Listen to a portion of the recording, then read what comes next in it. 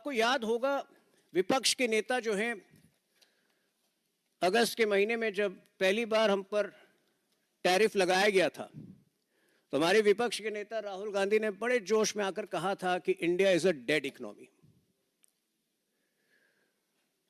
आज लगभग 1.5 महीने बाद अनेक ऐसे प्रमाण हैं, राहुल गांधी को करारा जवाब मिला है और ऐसे कुछ तथ्य जो हैं मैं आपके समक्ष रखना चाहता हूं।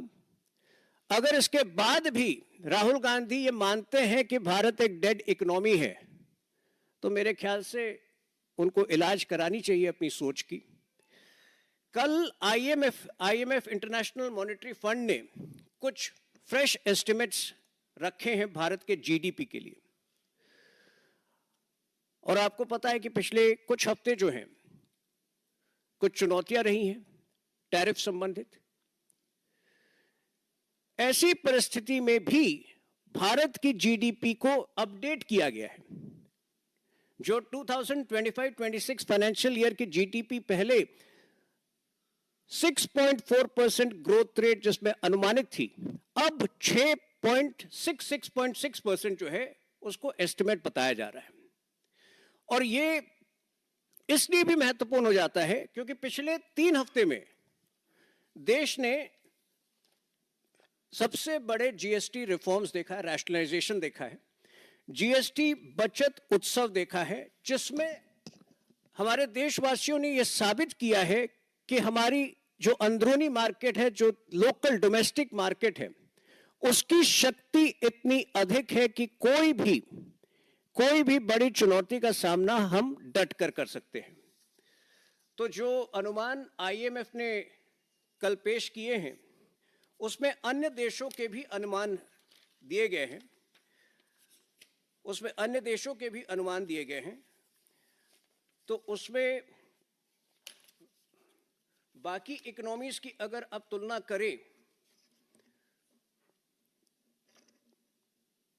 तो सारे इकोनॉमीज की तुलना में भारत जो है पांचवा या छठा साल ऐसा होगा जब निरंतर फास्टेस्ट ग्रोइंग लार्ज इकोनॉमी की संज्ञा भारत को प्राप्त होगी।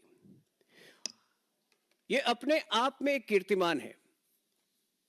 कुछ लोग जो मानते हैं कि डेड इकोनॉमी है वो दरअसल हर उस व्यक्ति का, हर उस सज्जन का, हर उस प्रोफेशनल का अपमान कर रहे हैं जो कि भारत की इस आर्थिक उत्थान में अपनी भूमिका निभा रहा है।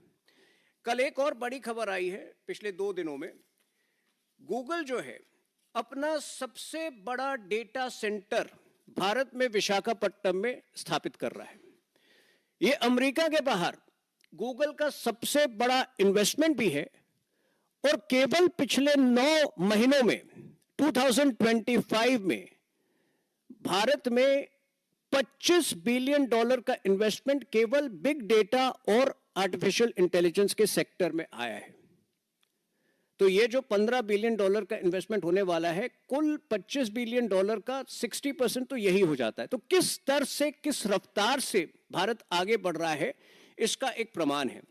और भी कुछ प्रमाण जो है पिछले 1 आध हफ्ते में आपको मिले हैं। ये मर्सिडीज बेंज की गाड़ियां जो है इस नवरात्र के दौरान हर 6 मिनट में एक गाड़ी बिकी है। डिमांड जो है इतनी अधिक थी हर वस्तुओं की कि सप्लाई का अभाव हो रहा था। और साथ ही जो आईफोन का एक्सपोर्ट्स दर है वो $10 बिलियन लोकली मैन्युफैक्चर्ड आईफोन का जो है टोटल जो है वैल्यू है वो $10 बिलियन टच कर रहा है।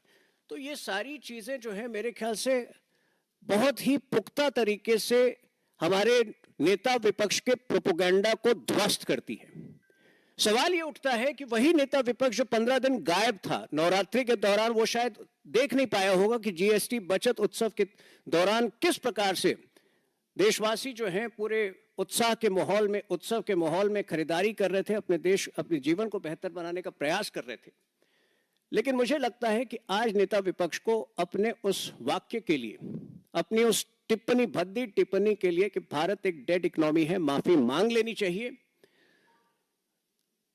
क्योंकि जैसा मैंने कहा, जब आप भारत को डेड इकोनॉमी बताते हैं तो आप हर उस परिश्रमी व्यक्ति का अपमान कर रहे होते हैं जो आज भारत की मैन्युफैक्चरिंग यात्रा में शामिल है। हर उस व्यक्ति का अपमान कर रहे होते हैं जो सेमीकंडक्टर मैन्युफैक्चरिंग की यात्रा में शामिल हैं, जो डेटा की दिशा में काम कर रहा है और जो भारत को विकसित भारत बनाने की यात्रा में शामिल है। तो इन दो विषयों के साथ मैं आज अपनी बात को समाप्त करना चाहूंगा। कोई प्रश्न है तो देखिए, कोर्ट ने पहले इसका सुओ मोटो संज्ञान लिया, उसके बाद एक आरटीआई एक्टिविस्ट भी सामने आए हैं, लेकिन आरटीआई एक्टिविस्ट के विषय में मुझे ज़्यादा जानकारी नहीं है, क्योंकि कई बार झारखंड में हमने पहले भी देखा है कि वो आरटीआई एक्टिविस्ट ही बाद में जो है चीज़ों को बदल देते हैं। तो इसीलिए ये 8 सितंबर को सभी तथ्यों के साथ श्री बाबूलाल मरांडी जी ने प्रेस कॉन्फ्रेंस किया था और निरंतर तब से जो है भाजपा इस विषय को उठाते रहती। मेरा खुद का एक विस्तृत लेख इसमें CNN IBN के पोर्टल पर भी था और ये हम मानते हैं कि बहुत गंभीर विषय है। जितने भी स्कैम, आप पड़ोसी राज्य में टीचर रिक्रूटमेंट स्कैम को भी अगर देख लें तो ये स्कैम का जो कुल इसका फैलाव है, जितने डिस्ट्रिक्ट्स उसमें शामिल हैं और जिस लेवल पर डिस्ट्रिक्ट कलेक्टर्स जो हैं संभवतः हेमंत सोरेन के इशारों पर पैसा की हेराफेरी कर रहे थे, मेरे ख्याल से ये 1500-2000 करोड़ तो मिनिमम निकलने वाला है। और इसलिए मुझे लगता है कि सीबीआई इंक्वायरी जो है बहुत महत्वपूर्ण है इस विषय पर, इस पूरे मामले में। देखिए, बिहार के विषय पर जो है, बिहार में हमारे नेतागण उपलब्ध हैं, वो उस विषय पर बात करेंगे। मेरा विषय यह है कि कांग्रेस पार्टी की जो पूरी फंडिंग है वो संदेह के दायरे में हमेशा आती जा रही है।